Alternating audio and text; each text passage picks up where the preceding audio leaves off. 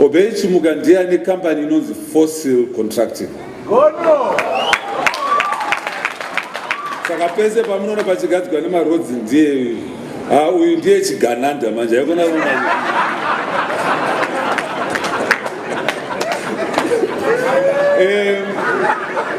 company yake ndio inogadzira maroads. Ane company imwe zvakare inoita cement inonzi Yaka Kaya.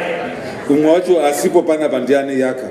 Uyu ane Kaya cement yaimbonziyo chi Lafarge. Chigananda ichi.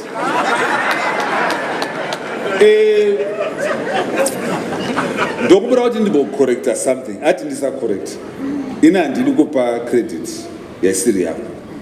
Handitori zvinhu zvisiri zvangu. Uyu ndindakamukudza kuti aite business kubva achitanga. Asi handizini ndakavaka Mbare Musika. Mbare Musika iyi yakavakwa iye. Ndiye akaita uyu.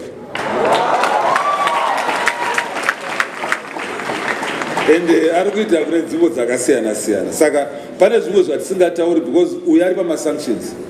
Akaiswa pamasanctions nokuti mufana wangu. Saka vanhu vanofunga kuti zvinhu zvake ndezvangu, ndezvake.